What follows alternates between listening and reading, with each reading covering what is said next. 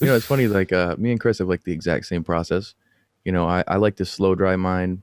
Also, I used to do it in pieces. I have a dry rack that, stacked up like that, and I'd cut it into pieces and it would dry pretty quickly. I'd notice a lot of times that I'd have buds that are kind of compressed or flattened because they were sitting there, and I'm like, I Yeah, don't I like don't like that. doing that. Or they'd stack a little too much, and I'm not a fan. And I'd like to just hang a few plants. If you got the space to do it, obviously, hang a few plants. You can get a grow tent. It'd probably be the best option, in my opinion, to use a grow tent for it.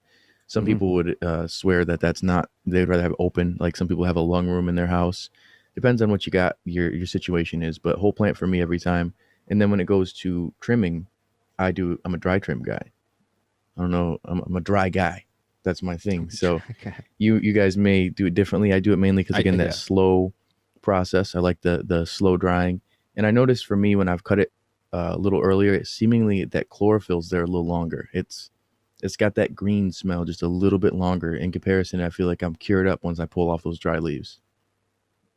But it's hard, honestly. The trim daddy with a dry run compared to a wet run is a little more of a challenge. So Mm, mm. you'll see that if you try to go dry. Right, right. Mm. Yeah, I also like to do a dry trim. Now, drying conditions it might vary a little bit from you guys. I used to do 50% RH and then room temperature. So about 70 degrees Fahrenheit is what I used to do when I first started. That's what I For read your dry? for my dry. Okay, Now, okay. over the years, I've increased that to get a little bit slower of a dry, especially since I live in a very dry climate. I live in a desert region and natural humidity is about 30-ish percent.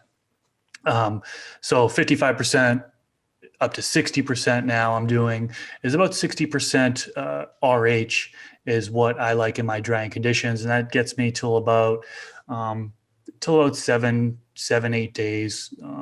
It takes to fully dry down to where I want it. And then room temperature is still fine, 70 degrees Fahrenheit. If I can get lower than that, a lot of people do 60-60. They do 60% RH, 60 degrees. And that seems to work well. The lower temperature seems to work a bit better. So that's what I do for the dry. And then when I do a dry trim, I prefer the dry trim over the wet trim. It's just, in my opinion, it's a little bit easier to trim as long as, when it's dry versus when it's wet, as far as gunking up.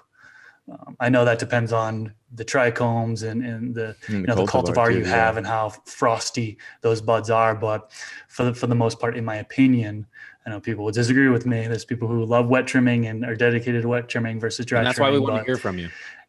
but the dry trim, it just seems like it can be a little bit faster, in my opinion.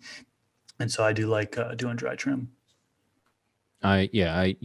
Again, different from you guys. I do both, and it's not a, it's not a, it's, well, since having the trim daddy, shout out to them, non-sponsored post comment.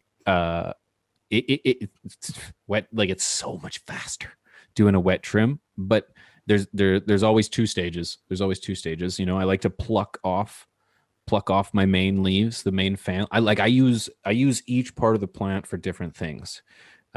Aside from, I wish I had a use for the stems. I don't do stem tea.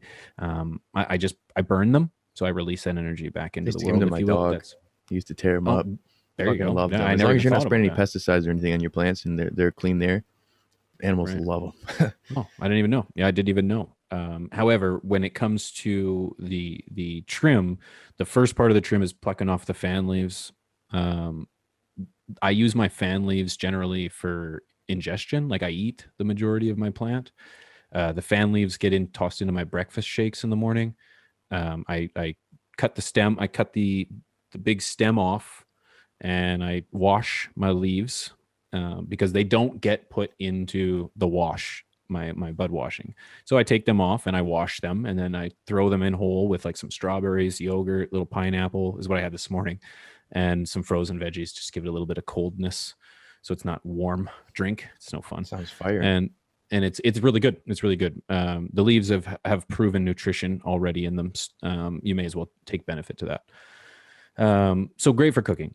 The other trim, the sugar leaves and the close trim, that's all going to be primarily washed because I'm going to use those for concentrate. Those go into my concentrate bin, and boom, that's pretty much what feeds my dabs around here. And then the fine trim is, those fine sugar leaves. I didn't know this, and I'm sure maybe Rob, you can attest to this. I didn't know that a sugar leaf joint is a little gift from God. Yeah. Sent to the certain people. cultivars, dude, they're fucking fire.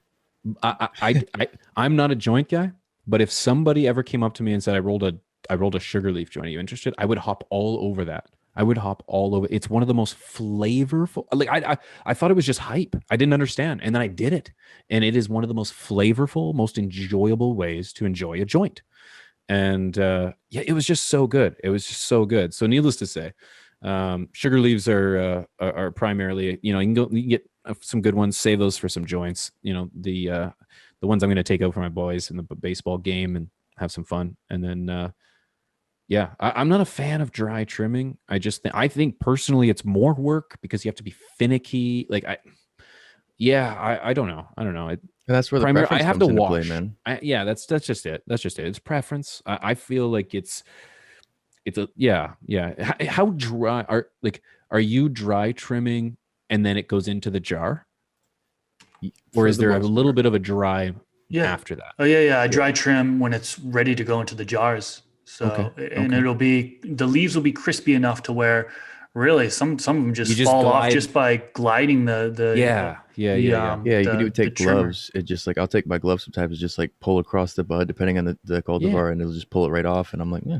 And I'm just smoking mine. I'm not going to the dispensary or anything like that. So I'm usually content. Like, it doesn't have to be crazy tight trim. I'm good with it. That's one of the biggest criticisms I get from the comment section of my videos is when I do bud porn, and people are like, "Oh, look at that! It's like a hairy woman."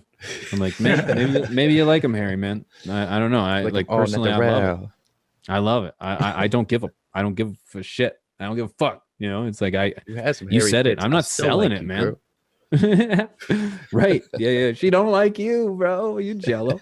But yeah, so I do a final manicure before it goes into the jar, because a wet trim, as great as it is, it's not tight. You can't, those leaves are just like full of life still, and some of them kind of like settle out and you get a little bit of a twist that you can get some unevenness. So yeah, sometimes there's a final manicure is what I like to call it. Give them a little how do you do. This clip was brought to you by AC Infinity, leaders in garden innovation. Use discount code TheStash15 at checkout to save some money on your order. From the Stash Podcast.